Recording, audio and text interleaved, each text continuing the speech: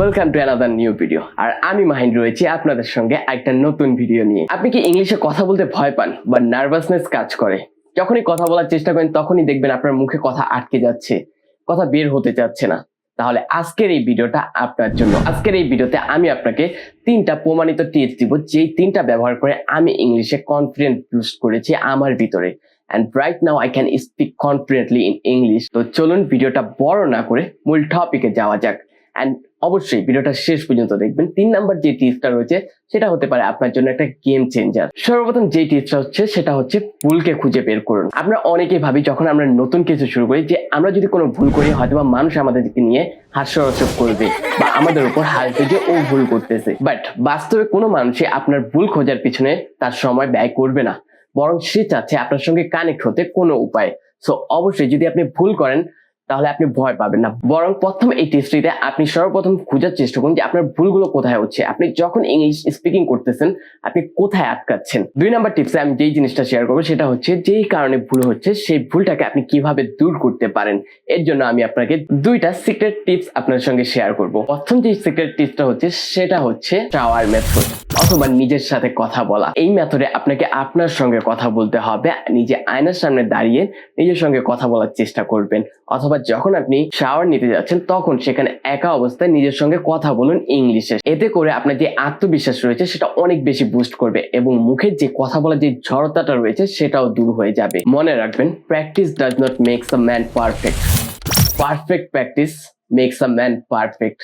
আশা করি কথাটার মিনিংটা বুঝতে পেরেছেন। 2 নাম্বার যে গোপন টিপসটা আপনাদের সঙ্গে শেয়ার করবো সেটা হচ্ছে ছোট ছোট বাক্য ব্যবহার করুন কথা বলার সময়। আমরা যখন ফার্স্টের দিকে ইংলিশ শেখা শুরু করি আমরা অনেক সময় চেষ্টা করি কি আমি অনর্গল ইংলিশে কথা বলবো উইদাউট এনি হেজিটেশন। বাট সেই ক্ষেত্রে দেখা যাচ্ছে যখন আমরা বড় সেন্টেন্স গুলো মেক করি সেক্ষেত্রে আমরা অনেক বেশি গোল মিলিয়ে ফেলি, যার কারণে আমাদের ইংলিশ শেখার যে আত্মবিশ্বাসটা সেটা সেখানেই ভেঙে যায়। সো এই ক্ষেত্রে আপনি যেই মেথডটা ব্যবহার করবেন সেটা হচ্ছে ছোট ছোট বাক্য তৈরি করবেন ইংলিশে এন্ড সেটা দিয়ে কথা বলার চেষ্টা করবেন। সাপোজ সেটা হতে পারে এইরকম, I like coffee, I want to play football. বা নিজের ফোনটা নিয়ে বলবেন দিস ইজ মাই ফোন। এইভাবে ছোট ছোট বাক্যগুলো তৈরি করে নিজের কথাকে মানুষের সামনে প্রেজেন্ট করবে। এতে করে আপনার আত্মবিশ্বাস বাড়তে থাকবে এন্ড কথা বলার যে জড়তাটা সেটাও আস্তে আস্তে দূর হতে থাকবে। সো এই 2টা সিক্রেট টিপস যদি আপনি আপনার লাইফে ইমপ্লিমেন্ট করতে পারেন তাহলে আপনার যে ইংলিশ শেখাটা রয়েছে সেটা অনেক সহজ হয়ে যাবে এবং অনেক দ্রুত হয়ে যাবে। 3 নাম্বার যে টিপসটা নিয়ে কথা বলবো আর যেটা আপনার জন্য গেম চেঞ্জার হতে পারে সেই টিপসটা হচ্ছে রিয়েল কনভারসেশন করুন। এটা হতে পারে আপনার বন্ধুর সাথে নয়তোবা কোনো অ্যাপের মাধ্যমে। একটা কথা মাথায় রাখবেন, যত বেশি কথা বলবেন তত বেশি আত্মবিশ্বাসী হবেন এবং তত বেশি শিখতে পারবেন। আপনি যখন রিয়েল লাইফ কনভারসেশন গুলো করবেন এতে করে আপনার যে জড়তা, আপনার যে ভুলগুলো রয়েছে সেগুলো খুব সহজে আপনি বুঝতে পারবেন এন্ড পরবর্তীতে সেই ভুলগুলো ফিক্স করতে পারবেন। And the most important thing হচ্ছে আপনার যে ফ্রি স্পিকিং করার জন্য যদি কোনো অ্যাপস এর প্রয়োজন হয় সেক্ষেত্রে আপনি ক্যামলে, হ্যালো টিভি বা ওমি টিভির মতো অ্যাপস গুলো সাহায্য নিতে পারেন। এখানে আপনি রিয়েল টাইম কনভারসেশন করতে পারবেন উইথ অ্যানোনিমাস পারসন। এতে করে দেখবেন যে আপনার শোনা, লিসেনিং স্কিল এন্ড আপনার কথা বলার যে জড়তা সেটাও দূর হচ্ছে এন্ড আপনি স্বাবলম্বী ভাবে কথা বলতে পারতেছেন। সো আমি আপনাকে অবশ্যই সাজেস্ট করব এই 3 নাম্বার স্টেপটা আপনি অবশ্যই ট্রাই করবেন। এন্ড সর্বশেষ যে কথাটা মাথায় রাখবেন সেটা হচ্ছে practice makes progress.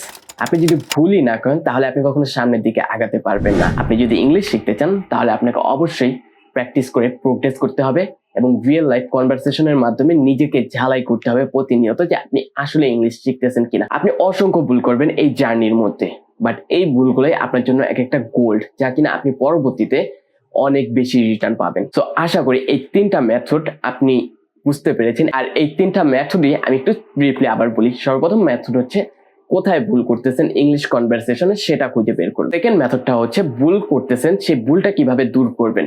And 3 number যে মেথডটা সেটা হচ্ছে রিয়েল কনভারসেশন করতে হবে। ভিডিওটা যখন এতক্ষণ দেখিয়ে ফেলেছেন তাহলে আপনাদেরকে একটা বোনাস টিপ দিয়ে দিই। আপনাদেরকে নিরাশ করতে আমার ভালো লাগে না। তো বোনাস টিপসটা হচ্ছে যত বেশি পারেন ইংলিশ গান শুনেন, ইংলিশ মুভি দেখেন এন্ড ইংলিশ বুক গুলো পড়েন। এতে করে আপনার ভোকাবুলারি জ্ঞান, আপনার সেন্টেন্স মেকিং এর যে জ্ঞান তা অনেক বেশি বৃদ্ধি পাবে। এন্ড মনে রাখবেন, কনসিস্টেন্সি ইজ দ্য কি। আপনি যদি প্রতিদিন 15 থেকে 20 মিনিট প্র্যাকটিস করেন ইংলিশ স্পোকেন তাহলে 1 মাসের মধ্যে আপনি আপনার মধ্যে ইমপ্রুভমেন্ট দেখতে পারবেন, যা থেকে হয়তো আপনি নিজেই অবাক হয়ে যেতে পারেন। তাহলে আশা করি আজকের মতো আমি এখানে আপনাদের থেকে বিদায় নিতে পারি। আর ভিডিওটা যদি ভালো লেগে থাকে তাহলে অবশ্যই লাইক করবেন, শেয়ার করবেন এন্ড একটা জিনিস আমাকে অবশ্যই জানাবেন, আপনি এই 3টা মেথডের মধ্যে বা এই স্টেপের মধ্যে কোন মেথডটা আপনি আপনার জন্য ব্যবহার করবেন রিয়েল লাইফে, সেটা কমেন্ট করে আমাকে অবশ্যই জানাবেন। সর্বশেষ আরেকটা কথা বলবো, এরকম টিপস অ্যান্ড ট্রিক্স ইংলিশে যদি আরো পেতে চান তাহলে অবশ্যই সাবস্ক্রাইব করে বেল আইকনটা ক্লিক করে দিবেন। তো আজকের মতো এখানে বিদায় নিচ্ছি।